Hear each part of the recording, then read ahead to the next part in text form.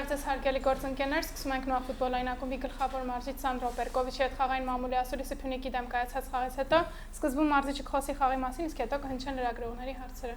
So first your opinion about the match and then the questions. Good evening to everyone. Բարի երեկո բոլորին. First of all, I would like to congratulate to Ararat Armenia Նախ եւ առաջ կցանկանայի շնորհավորել Ararat Armeniaին and all the people who were included in their success. Եվ բոլոր այն մարդկանց, ովքեր ընդգրկված էին նրանց հաջողության մեջ. I wish them all the best in European campaign. Ես նրանց եվրագավաթների խաղերում ամենալավն եմ ցանկանում. And I hope they will present Armenian football in best possible way. Եվ ես հուսով եմ, որ նրանք հայկական ֆուտբոլը հնարավոր ամենալավ կերպով կներկայացնեն. Regarding our match today, unfortunately we didn't score. This is summarize of everything. I think we had more than enough end situations and chances to score. We didn't score.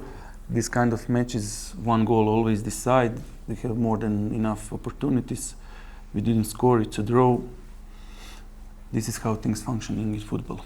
Խաղի վերաբերյալ ցավոք չկարողացանք գոլ խփել եւ սա այնպեսի բան է, որ երբեմն պատահում է, կարծում եմ, որ ունեցանք հնարավորինից շատ թե շանսեր եւ թե հնարավորություններ գոլ խփելու, բայց չկարողացանք դա անել, սա այնպեսի խաղ էր, որ մեկ գոլը կարող էր ամեն ինչ որոշել, մենք հնարավոր ամեն ինչ փորձեցինք, սակայն խաղը վերջացավ ոչ ոքի եւ այսպեսի բաները լինում են ֆուտբոլում։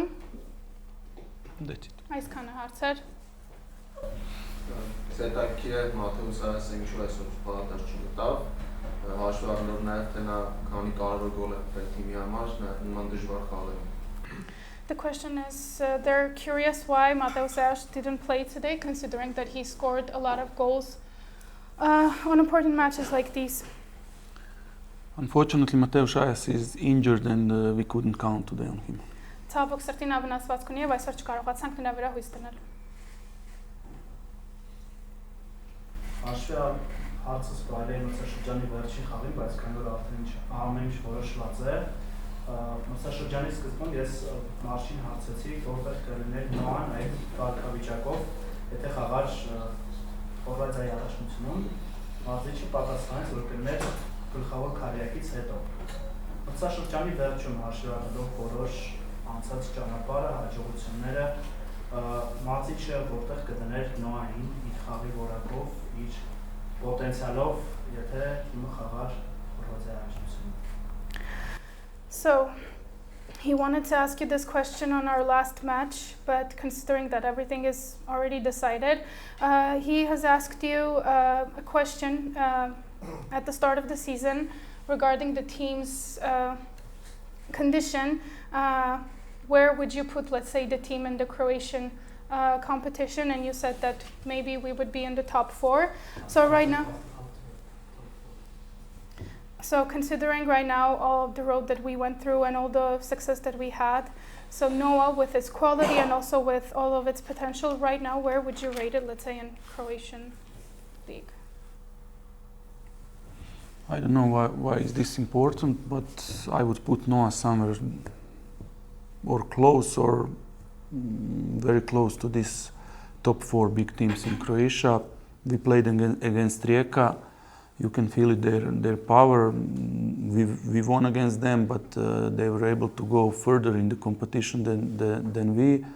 Football in Croatia is really good. We have few really strong teams. We have excellent national team.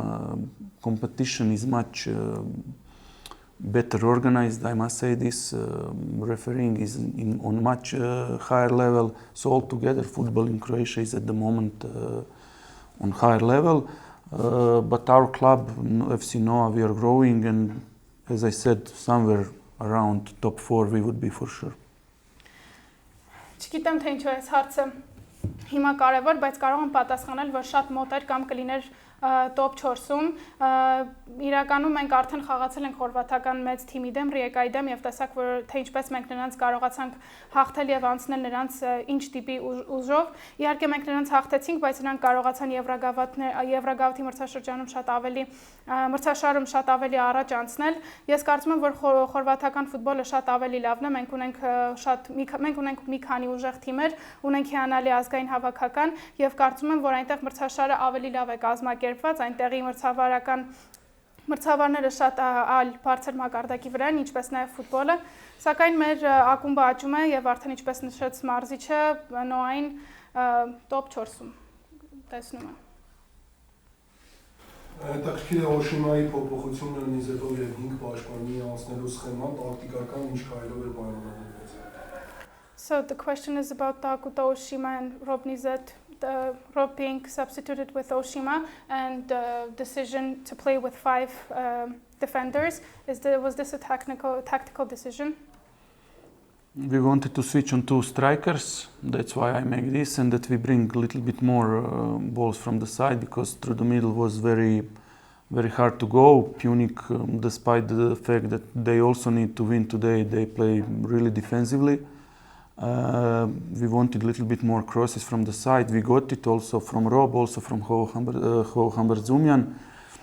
Only thing that missed today was that we didn't score a goal. Everything else was here.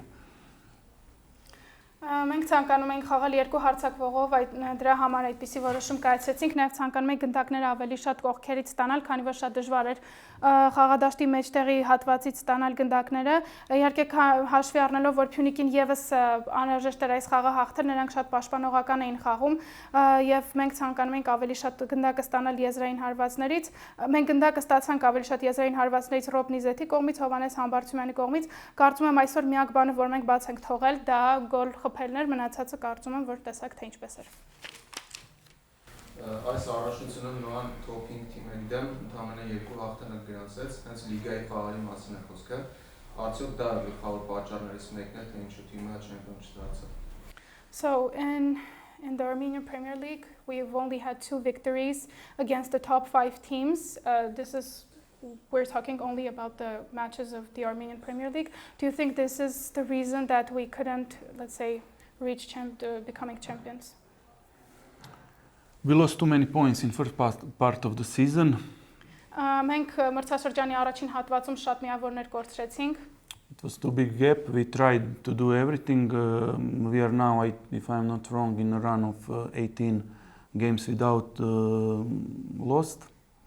Շատ մեծ էր բաց թողումը, կորցրած միավորների չափը։ Մենք ամեն ինչ փորձեցինք անել եւ եթե չեմ սխալվում, արդեն 18 խաղ անընդմեջ մենք պարտություն չենք ունեցել։ But yeah, we lose too many points in direct